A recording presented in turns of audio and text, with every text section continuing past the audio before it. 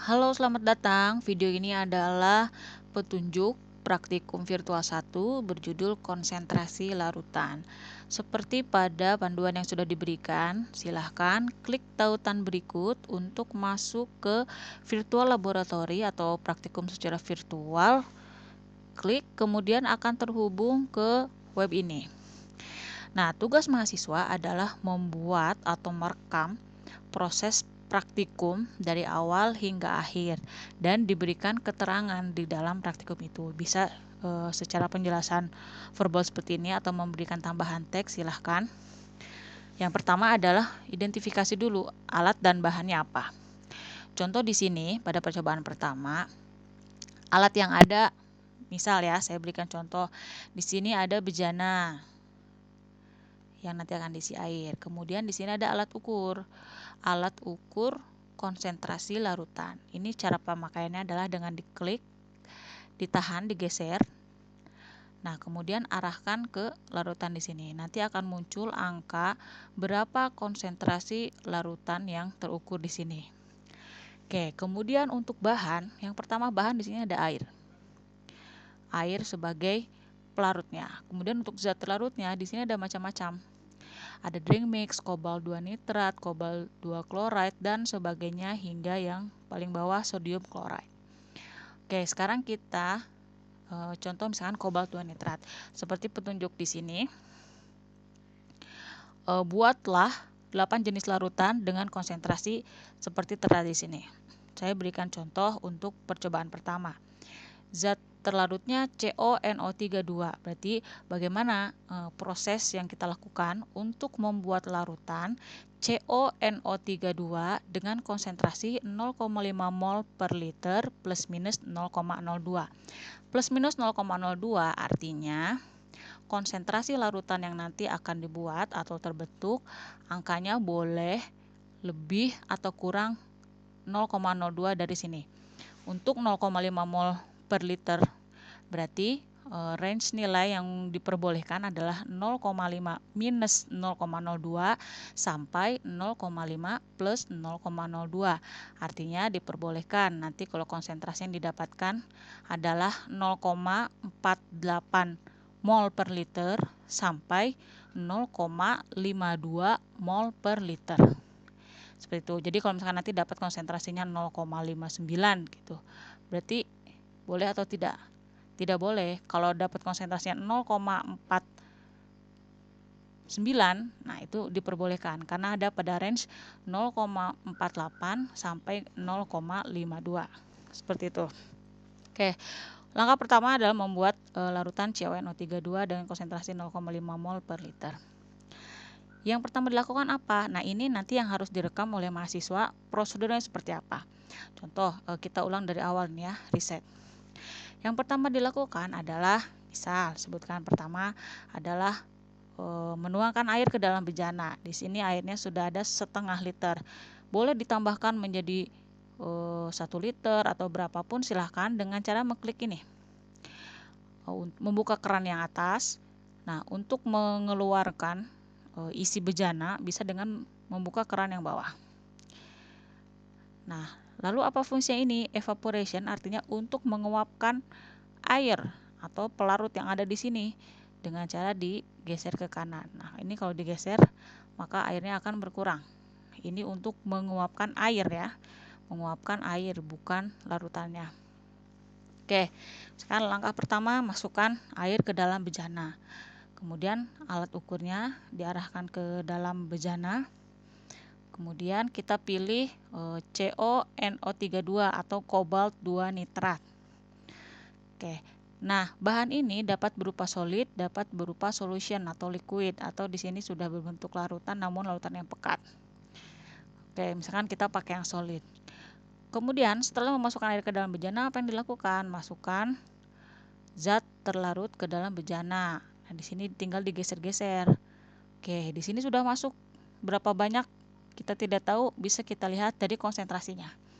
Nah, di sini konsentrasinya 0,320 mol per liter. Yang kita harapkan konsentrasinya 0,5 mol per liter.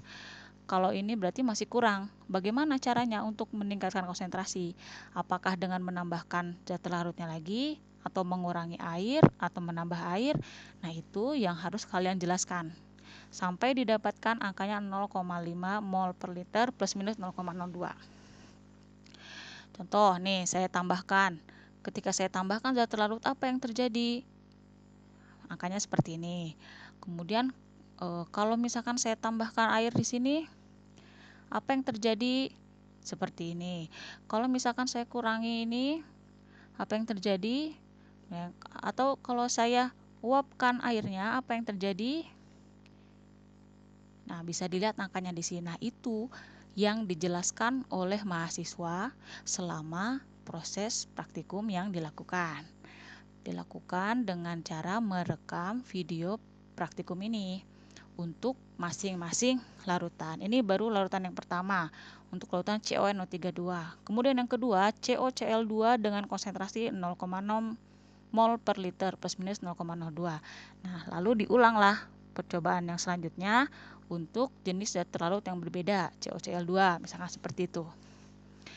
Begitu, jadi lakukan 8 percobaan untuk larutan yang berbeda.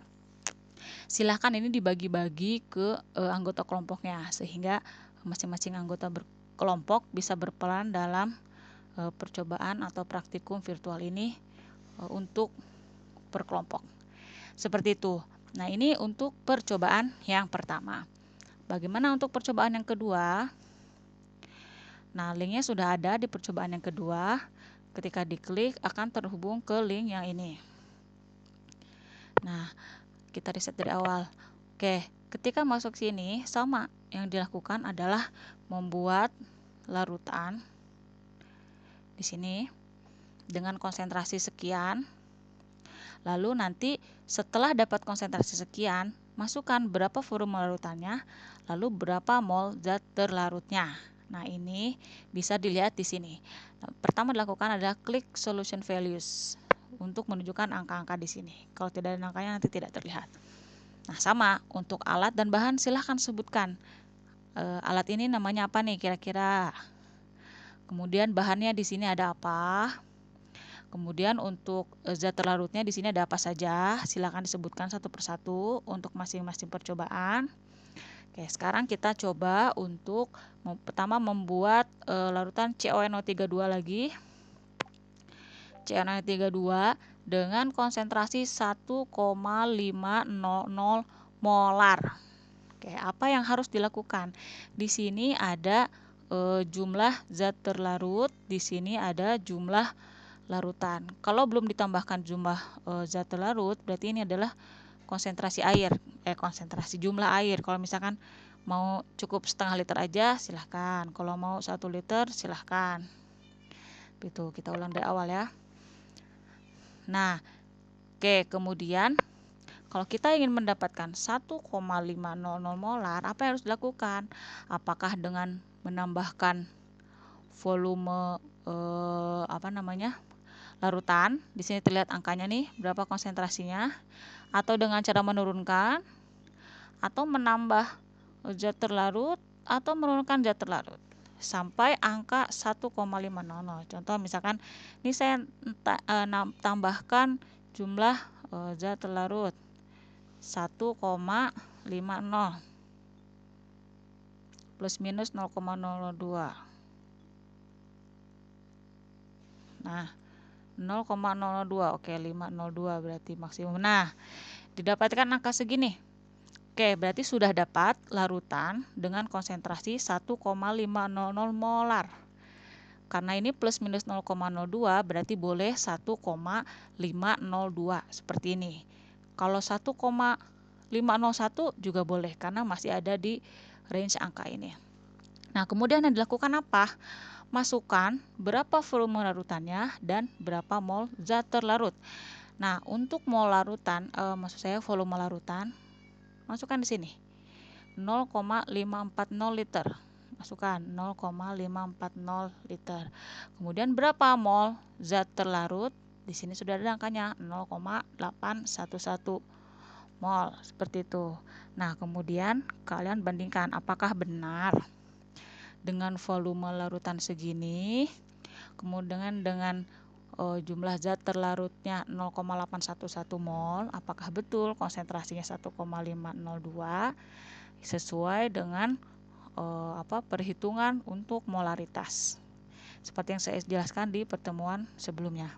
Seperti itu. Kemudian kita kembalikan, lanjut untuk percobaan yang kedua dengan zat terlarut COCl2, konsentrasinya sekian, berapa volume larutannya, berapa mol zat terlarutnya.